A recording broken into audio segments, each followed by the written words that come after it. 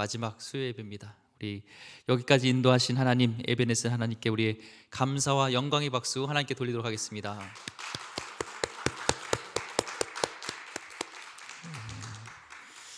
감사하죠. 또 말씀을 준비하면서 참 감사하다. 참 어려운 시간도 있었고 힘든 순간도 있었는데 하나님께서 여기까지 인도하여 주시고 어떤 상황 속에서도 어쨌든 예배할 수 있게 해주셔서 너무나 감사했습니다. 오늘은 참 표적과 영원한 기적이란 제목으로 하나님 말씀 같이 나누겠습니다. 예수님께서는 마지막 이 십자가에서 하신 말씀이 다 이뤘다 였습니다. 다 이뤘다. 테텔레스타이, 또 완불되었다. 모든 것이 끝났다. 다 되었다. 인간의 몸으로 오신 참 신이시지만 또 참 인간이시잖아요. 완전한 그런 인간의 육체로 오신 우리 예수님께서 어떻게 마지막을 그렇게 다 이뤘다, 후회 없는 삶, 완전 삶을 살 수 있을까? 그렇죠? 참 그런 의문점을 갖습니다. 어떻게 그래서 살았을까라는 그 답이요 오늘 말씀에 이렇게 들어 있습니다. 오늘 말씀 40절 말씀을 한번 보겠습니다. 40절 말씀 시작. 다시 요단강 저편 요단이 처음으로 세례 베풀던 곳에 가서 거기 거하시니. 이쪽에 보면 베레아라고도 하지만 어쨌든 지금 요한은 세례 요한을 얘기하는 거고요. 또 이 세례 베풀던 곳, 세례 요한이 세례 베풀던 곳은 요단강이죠. 요단강에서 세례를 베풀었으니까. 이 요한의 세례는 무슨 세례일까요? 회개의 세례잖아요. 죄인들이 받아야 될 그런 회개의 세례입니다. 근데 예수님께서도 이 죄인이 받아야 될, 인간이 받아야 될 이 죄인의 세례를 받으시겠다고 했어요. 요한이 황급히 말리면서 어떻게 그럴 수 있겠습니까? 하면서 만류합니다. 그렇죠? 그때 예수님께서는 마태복음 3장 14절 말씀에 요한이 이렇게 얘기했죠. 요한이 말려 이르되 내가 당신에게서 세례를 받아야 할 터인데 당신이 내게로 오시나이까? 내가 어려운 죄인으로서 내가 당신에게, 주님께 세례를 받아야 되는데 어떻게 이 죄인의 세례를, 회개의 세례를 예수님이 받으십니까? 이런 말입니다. 그러니까 이때 주님께서 요한에게 이렇게 말씀하셨습니다. 마태복음 3장 15절 말씀에 예수께서 대답하여 이르시되 이제 허락하라. 우리가 이와 같이 하여 모든 의를 이루는 것이 합당하니라 하시니 이에 요한이 허락하는지라. 지금 예수님이 받으시는 세례는요, 주님께서 이 죄인인 인간 앞에 무릎을 꿇는 것을 의미합니다. 무릎 꿇죠. 세례 받으려면 낮아져야 되고 무릎 꿇는 겁니다. 왜 주님께서는 왜 죄인인 인간 앞에 무릎을 꿇으시는 것으로 당신의 공생애를 이렇게 시작하셨을까요? 그것이 왜 하나님의 의를 이루는 것이라고 예수님께서 말씀하셨을까? 그렇잖아요. 처음 공생애를 시작하는 시간에 왜 이렇게 죄인인 인간 앞에, 이 세례 요한도 죄인이지만 이렇게 무릎을 꿇는 것부터 시작할까? 그것은요, 성자, 우리 하나님이잖아요. 성자 하나님이요, 자존심, 그처럼 인간 앞에 내려놓지 않고서는요, 이 더러운 인간을 위해서 십자가에 지질 수 없기 때문에 그 시작하는 시간에 다 내려놓는 거예요. 겸손하게 다 내려놓는 것입니다. 주님께서는요, 끊임없이 나아가시되 처음 자리를 다시 되짚어 보면서 그런 일에 전혀 소홀함이 없이 항상 처음 공생이 시작했던 그 마음, 겸손한 마음, 섬김의 마음, 그런 죄인인 인간 앞에 무릎 꿇을 수 있는 그 마음을 계속적으로 확인하였습니다. 오늘도 그곳에 다시 세례 요한에게 그 세례받았던 그곳에 처음 공생이 시작하셨던 그곳에 다시 나타나셔서 초지일관 처음의 마음을 다시 잃지 않겠다는 그 의지를 보인 것이죠. 한 목사님이 그러셨습니다. 주님의 일을 하면서 우리는 주님의 목회자를 특히 종입니다 얘기를 하잖아요. 하나님 일 하면서 우리는 종이죠. 우리 종입니다. 근데 이 진짜 주님의 종인지 아닌지 확인할 수 있는 방법은요, 그렇다고 하더라고요. 저는 그 말에 많이 동의가 됐습니다. 주님의 일을 하는데 종 취급을 받잖아요. 그렇잖아요. 근데 종 취급을 받으면 이렇게 기분이 나쁠까요? 안 나쁠까요? 종 취급을 받으면. 주님이 일을 하다가 종 취급을 받으면 이 종은 뭐죠? 야, 함부로 대할 수 있잖아요. 주인이 종을요. 이렇게 하고 인신공격 당할 수도 있고 뭔가 이렇게 마음 상한 일도 있는데, 그런 일들을 나를 이렇게 좀 소홀히 여기는 이런 일을 당해도, 모독을 당하는 일도 당해도 그것이 기분이 안 나쁘면 진짜 그리스도의 종이라는 거예요. 우린 종이니까 마땅히 그냥 하다 보면 종은 야 저거 해 하고 막 무시도 당하고 열심히 일했는데도 칭찬도 못 할 수 있고 야 이랬어? 또 일하고 와. 아 이랬는데 또 일해야 되고 막 대접받는 게 아닌 것이 이 종이잖아요. 그런데 내가 주님의 일을 하다가 종 취급을 받을 때 기분이 나쁘고 뭔가 마음이 상하고 이러면 종이 아니라는 거예요. 그리스도 종이. 그래서 참 그 말에 동의를 했지만 저도 예전에는 그런 고백을 했습니다. 그러면서 그리스도의 종이면 당연히 종 취급을 당하면은 기분 나쁘지 말아야지 하는데요. 막상 이 종 취급을 당하면요, 무시당하면요, 종 취급은 아니더라도 뭔가 무시를 당한다 생각하면요, 굉장히 기분이 안 좋습니다. 심지어요, 내가 인사했는데 인사 안 하는 것 이걸로도요, 이 마음이요, 마음 상합니다.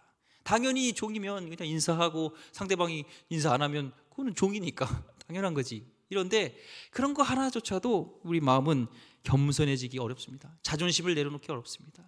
우리 예수님요, 인간의 몸으로 오셨잖아요. 예수님도 그런 모든 본능이 있죠. 신이시지만 그 모든 높아지고 싶은 것들, 겸손해야 되는 것들 다 낮춰주시고 십자가 지기 위해서는 그 모든 자존심과 모든 것들을 내려놔야 되는 것들을요 계속 하기 위해서 또한 세례를 받으시면서 죄인 앞에 무릎 꿇으시면서 이 자존심을 내려놓는 것을 우리가 볼 수가 있습니다. 우리가요 언제나 처음으로 되돌아가 처음 품었던 그 마음을 확인하는 것이 얼마나 중요한지 우리 예수님의 모습을 통해서 알 수가 있습니다. 예수님은 되짚어 보면서 그 처음 마음을 다시 한번 이렇게 확인했던 거예요. 우리 삶에서도 그렇죠. 이 남편이 이 아내에게 처음으로 사랑을 고백할 때 무릎을 꿇잖아요. 무릎을 꿇고 사랑합니다. 또 더 나가서는 고백하면서 결혼해 주세요. Are you marry me? 하면서 뭐 이렇게 결혼하잖아요. 이렇게 고백을 하잖아요. 뭐 무릎을 안 꿇을지라도 저는 이렇게 프로포즈를 안 해서 무릎을 안 꿇었습니다. 원래 무릎을 꿇고 이렇게 뭐 이렇게 반지를 주든 해야 되는데 되게 어설프게 마지막 이제 결혼식 다음 날 전날에 꽃바구니 사가지고요 편지 써가지고 이렇게 들렁게 들고 왔어요. 이렇게 줬어요. 쑥스럽게 뭔가 이렇게 결혼해 주세요 뭐 이렇게도 아니고 그냥 쑥했어요. 그러니까 와이프가 맨날 나는 프로포즈 못 받았다고 막 그런 얘기를 해요. 어쨌든 마음으로는 꿇습니다. 우리가 마음으로 무릎 꿇고 이렇게 그런 마음으로 나가죠. 그 심정으로 당신만을 사랑하겠다, 당신만을 위해서 내 살겠다 굳게 다짐하는 것이 꿇는 마음이잖아요. 그 처음 마음을 잃지 않는다면요 아내가 그 남편 때문에 잠 못 이루고 남편 때문에 눈물을 흘리는 일은 없을 거예요. 그렇죠? 이 처음 마음만 가지면 그렇잖아요. 처음부터 속상하게 내가 당신 속상하게 해줄 거야 이런 마음으로 그 마음으로 결혼하는 사람은 없잖아요. 아내도 그러니까 결혼해 줬지. 내가 너 속상하게 할 거야. 당신 어느 순간 나랑 결혼하면 눈물 흘릴 밤이 있을 거야. 이런 거 얘기하면은 결혼 안 했겠죠. 이게 처음 마음을 잃는 겁니다. 이 부모로서도요 자식이 태어나는 순간 우리는 잊을 수가 없죠. 태어나는 순간 하나님이 나에게 주신 귀한 보화 선물 나에게 맡겨주셨는데 내가 하나님 뜻에 합당하게 키우겠습니다. 이게 처음 마음 다짐하잖아요. 그렇지 않나요? 처음에 다질 때 내가 넌 크기만 해봐라. 넌 두들겨 패겠다. 크기만 해봐라. 넌 나한테 맨날 욕먹을 거다. 이렇게 마음을 먹는 사람은 없습니다. 잘 키워야지. 정말 천하에 귀하게 정말 하나님이 나에게 귀하게 주신 자녀인데 정말 잘 키워야지 이렇게 하겠죠. 그 마음만 우리가 유지하면요 평생 동안 그 마음을 우리는 갖는다면 처음 마음을 갖는다면 자식들이 부모에 대한 상처를 받지 않을 것 같아요. 근데 우리 한국에는 어버이 학교, 뭐 아버지 학교, 어머니 학교 하는데 특별히 이 아버지한테 상처가 굉장히 많아요. 아버지가 되물림돼요. 계속 아버지 상처가 이 아물지 않으니까 그 상처 말로 언어로 또 어떤 폭력으로 가정 어떤 그런 엮이는 과정 아버지로 일하는 것들이 굉장히 많습니다. 자녀는요 내가 아버지처럼 저렇게 내가 술고래는 되지 말아야지 저렇게 내가 정말 세상 말로 개차반인 아빠는 안 돼야 되지 하는데 이상하게 그것이 유전이 되고 닮아가요. 그러면서 계속 아버지에 대한 상처들이 참 많습니다. 학업을 마친 청년들은 어떻습니까? 이제 첫 발을 내디디면서 사회 와 내가 첫 초년생으로 이제 시작하는구나 하면서 내가 정의로운 마음으로 내가 사회생활을 해야지 정말 이 세상에 부패하지 않고 나는 깨끗하게 이 사회에서 살아야지 하는데 그 마음을 처음 마음을 가진다면 이 사회가 총체적으로 부패하지 않을 거예요. 마음이 변질되지 않으면요. 이 김동욱 목사님 여러분 아시죠? 그분이 영락교회, 김동욱 목사님이 영락교회 고등부 목사를, 이제 고등부 담당 목사를 있을 때 회장으로 하던 이제 고등부 회장이었던 아이가 공부를 참 잘했다고 합니다. 그래서 서울대도 단번에 들어갔다고 합니다. 그리고 사법고시도 단번에 패스를 했다고 합니다. 목사님 기억에는 이 사법고시도요, 이 10등 안에 들었다는 거예요. 전체 사법고시 시험에서. 그러니까 굉장히 잘한 것이죠. 그래서 이제 명절 때 그 같은 동기들, 친구들과 같이 김동 목사님 이제 집에 와서 이제 세배를 하러 왔습니다. 근데 목사님이 이런 말을 했다고 합니다. 너는 대통령도 만약에 시험 봐서 된다면 너는 대통령도 될 거라고. 그렇게 공부를 잘했다고 합니다.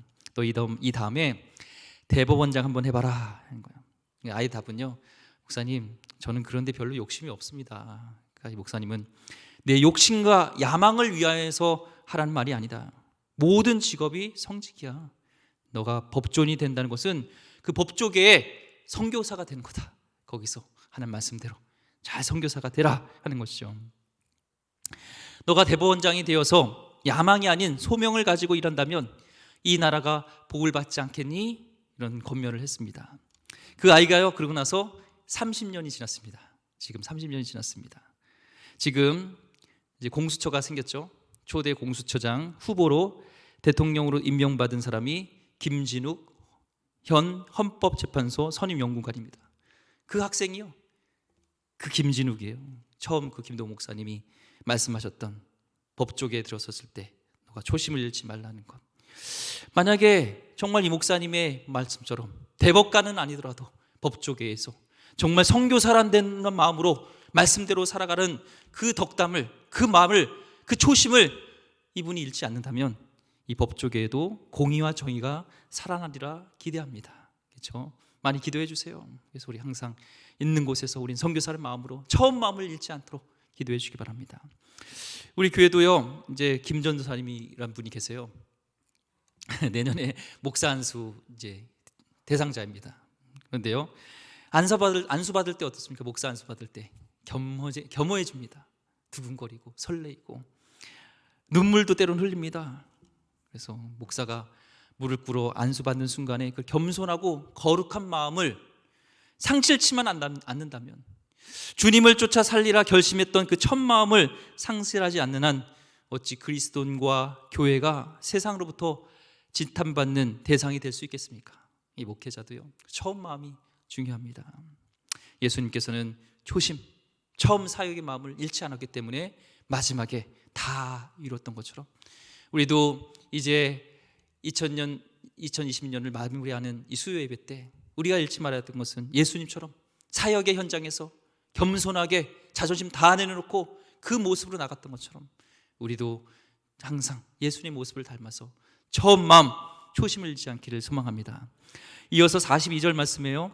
공생애를 이제 시작하실 때 친히 세례받으셨던 곳에서 있었던 일들이 무엇이었는지를 밝혀주고 있습니다. 42절에 이렇게 얘기하고 있습니다. 그리하여 거기서 많은 사람이 예수를 믿으니라.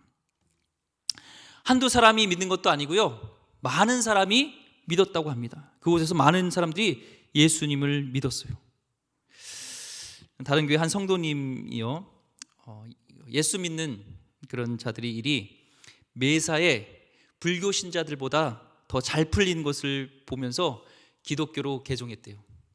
불교 신자보다 이 기독교인들이 뭔가 잘 풀린다는 거예요. 그래서 개종했습니다, 기독교로요. 그리고 몇 년 동안 예수님을 이렇게 아주 잘 믿었는데요, 그러다 다시 불교로 되돌아갔어요. 그 이유가 북한의 당시 김주석이 사망했을 때 그의 죽음을 예고한 사람들이요, 거의 불교계에 관련된 사람이었대요.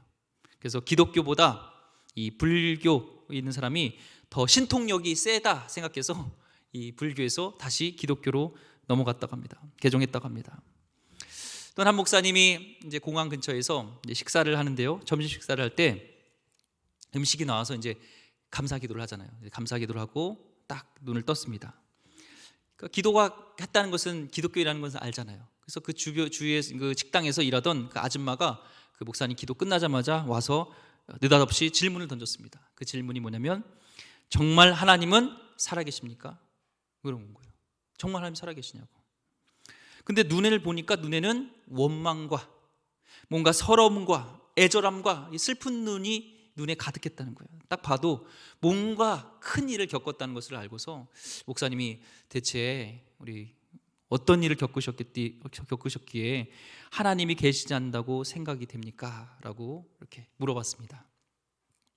근데 얘기를 들어보니까 그분의 남편이 있었는데 어린 세 자녀를 뒤로한 채 일찍 세상을 이렇게 떠났대요.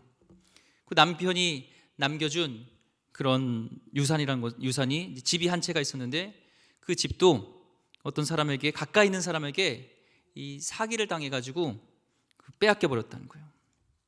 그래서 먹고 살기가 너무 어려워가지고 어쩔 수 없이 이제 한 달 전부터 이렇게 음식점에 종업원으로 와서 일을 하고 있다는 겁니다. 자신이 어릴 적부터 그리스도인이었음을 밝히면서 그녀는 다시 처음에 질문했던 것으로 다시 돌아갔습니다. 그 질문이 정말 하나님이 계십니까? 어릴 때부터 하나님을 믿어온 제게 어찌 이런 일이 일어날 수 있습니까? 하나님이 정말 살아계시다면, 이 질문을 다시 했다는 거예요. 불교로 개종했던 그분, 또 하나님이 정말 살아계십니까? 질문했던 그분, 특히 그 정말 하나님이 살아계십니까? 질문을 던졌던 이분은요, 교회 다닌 지 1, 2년 된 그런 초신자도 아니고 무려 30년 이상을 교회를 다녔던 분인데도 그녀에게 하나님은 어떤 하나님이었는지 우리에게는 질문이 던져집니다. 혹시 이 두 분의 하나님은 무병장수, 재산을 지켜주는 그런 수호신의 그 정도의 하나님이 아니었을까요? 이런 생각을 하게 됩니다. 지금 요단강에서요, 예수님을 믿었던 사람들은 그 김주석 사망 예언과 관련해서 교회를 버리고 갔던 그분, 또한 남편과 자기의 재산을 빼앗긴 것으로 인해서 하나님의 존재를 의심하고 있는 그분들의 믿음과 본질적인 차이가 없는 믿음입니다. 지금 이 요단강에 왔던 예수님을 믿었던 자들은요, 그런 진실한 깊은 이런 믿음이 아니었어요. 여러분 어떠십니까? 여러분은 예수님을 믿으십니까? 어떤 믿음으로 믿으십니까? 혹시 나에게 부귀, 명예, 뭔가 장수 이런 걸 주시는 하나님으로 믿고, 그것을 주지 않는다면 믿을 수 없는, 하나님 정말 살아계십니까? 하면서 주님을 부인하는 그런 믿음을 가지고 있지는 않습니까? 본문 속에서 예수님을 믿노라던 수많은 사람들이요, 역시 가장 결정적인 순간에 예수님을 믿지 않고 조롱하며 예수님을 등을 돌렸습니다. 그런데 본문 속에서 그들이 예수님을 믿었다는 것은 대체 무슨 믿음이었는가 하는 것을 우리가 알 수가 있습니다. 41절 말씀에 많은 사람이 왔다가 말하되 요한은 아무 표적도 행하지 아니하였으나 요한이 이 사람을 가리켜 말한 것은 다 참이라 하더라. 이스라엘 백성들은요, 이 표적을 좋아했습니다. 그렇죠? 표적을 보았고, 이 선지자들도 표적을 베풀지 않으면, 이 뭔가 기적과 이적, 이 표적 있지 않으면 믿질 않았어요. 선지자로 생각도 안 했습니다. 그들이 하는 말들을 믿지 않았어요. 근데 세례 요한은 표적을 행했어요, 안 했어요? 행하지 않았죠. 세례 요한은 표적을 행하지 않았습니다. 그런데 그가 증언한 예수님에 대한 증언을 유대인들이 믿었다고 합니다. 그를 믿었던 까닭은 세례 요한이 베풀었기 때문이 아니라 표적을 예수님께서 표적을 행한 거예요. 그러니까 예수님께서는 오병이어의 이적을 행하시고 죽은 자를 살려내고 무리를 걷고 이런 표적을 보니까, 아, 세례 요한이 한 말이 진실이구나, 이분이 하나님의 어린 양이구나, 메시아구나, 이게 믿게 된 거죠. 세례 요한 때문이 아니라 사실은 예수님의 표적 때문에 믿었던 사람이었습니다.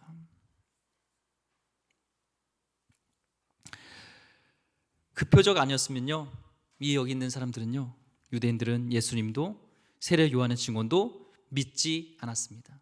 결국 예수님을 믿었다는 것은 예수님에 의해 베풀어진 표적, 자신들의 무병장수와 소유를 지켜주기에 충분하고도 남음이 있어 보이는 바로 그 표적을 믿은 것이지 진짜 예수님을 믿은 게 아니었습니다. 그래서 십자가에 매달려서 무기력한 예수님, 더 이상 표적을 보일 수 없는 그 예수님의 모습을 보였을 때, 자신이 기대했던 그 표적의 모습이 더 이상 십자가에 없을 때, 이들은 눈 하나 깜짝 안 하고 예수님을 그냥 부인하고 버린 것이죠. 더 큰 신통력을 지닌 역술가나 점쟁이 혹은 무당을 찾아 헤매는 현대인처럼요, 예수님을 그냥 효력이 없다고 생각하고 그냥 미련 없이 떠나버리고 말았습니다. 예수님께서는 그래서 마태복음 16장 4절, 마태복음 12장 39절, 누가복음 11장 29절 말씀에요, 뭐라고 얘기를 하면, 예수님이 너에게 보일 표적은 요나의 표적밖에 없다고 얘기합니다. 요나의 표적이 뭐예요? 사흘에 물에 들어가서 물고기 뱃속에 있다가 다시 밖으로 나온, 그게 뭐예요? 십자가의 죽음과 다시 부활이죠. 진짜 예수님이 보이고 싶었던 것은 그 십자가와 부활, 예수님의 그 사건이었습니다. 그거였습니다. 다른 표적이 아니라 내가 인류를 구원하기 온 그 십자가와 어떤 부활의 의미, 그것을 알려주기 위한 것이 예수님의 진짜 마음이었다는 것입니다. 연말연시가 되면요, 이 역술가, 무당, 점쟁이들이요, 호황을 누린다고 합니다. 그리고요, 이 코로나지만 지금 제주도랑 강원도 이곳에 해 뜨는 곳 있잖아요. 뭔가 새를 보면서 뭔가 새해 복을 빌 수 있는, 새해 소원을 빌 수 있는 이런 곳에는요, 이미 펜션에 이미 예약이 다 끝났대요. 여러분 늦었어요. 좀 더 빨리 갔어야 되는데 좀 늦었습니다. 왜요? 새해 복을 빌려고, 새해 뭔가 이렇게 복을 빌려고. 그들과 그리스도인의 차이가 무엇일까요? 또는 그렇게 복을 비는 그리스도인들, 그 중에는 그리스도인 없을까요? 복을 비는 사람 중에 있겠죠. 뭐가 다를까요? 진짜 그리스도인가? 기독교는 예수님의 표적과 이적을 행하셨음을 인정합니다. 우린 부인하지 않습니다. 그렇죠? 예수님이 그런 일을 행하셨습니다. 하지만 그 자체를 믿음의 내용으로 삼지 않습니다. 우리 사도신경을 보면 알 수 있어요. 우리는 어떻게 고백하죠? 나는 전능하신 아버지 하나님, 천지의 창조주를 믿습니다. 나는 그의 유일하신 아들 우리 주 예수 그리스도를 믿습니다. 성자 예수님, 성부 하나님, 그리고 점점점 내려가서 나는 성령을 믿으며 거룩한 공교회와 성도의 교제와 죄를 용서받는 것과 몸의 부활과 영생을 믿습니다. 우리는 이 사도신경의 고백을 믿습니다. 아멘. 한마디로 우리는 성부 하나님, 성자 예수님, 성령님을 믿는 것이 믿음의 큰 우리의 내용이에요. 예수님께서 한센병자를 낫게 하시고 죽은 자를 살리셨으며 큰 부자로 만드셨음을 믿는다는 내용이 사도신경에는 없습니다. 그리고 교회 성도의 교제, 코이노니아, 그 다음 죄 용서, 몸의 부활과 영생을 믿습니다. 이렇게 나오고 있습니다. 우리 사도신경은요. 예수 그리스도를 믿을 때 우리의 죄가 사함을 얻고 육체가 비록 세상에서 흙으로 돌아갈지라도 반드시 우리는 그리스도 안에서 부활하며 영원한 생명을 우리는 누리게 됨을 믿는 믿음, 이것이 그리스도인이 추구해야 할 참 믿음, 사도신경의 분명한 내용인 줄 믿습니다. 오늘 2020년 이제 마지막 수요예배죠. 우리 본문을 통해서 우리에게 주시는 주님의 마음은요, 예수님이 처음 공생애를 시작하실 때 있었던 곳을 다시 방문하셔서 처음 가지셨던 그 초심을 잃지 않으셨던 것처럼 우리도 초심을 잃지 말아야 됩니다. 초심으로 다시 돌아가기를 바랍니다. 그렇지 않으면요, 우리는 허망된 꿈이, 나의 야망이 그 요구하는 표적으로 인해서요, 우린 주님과 점점 멀어지게 될 것입니다.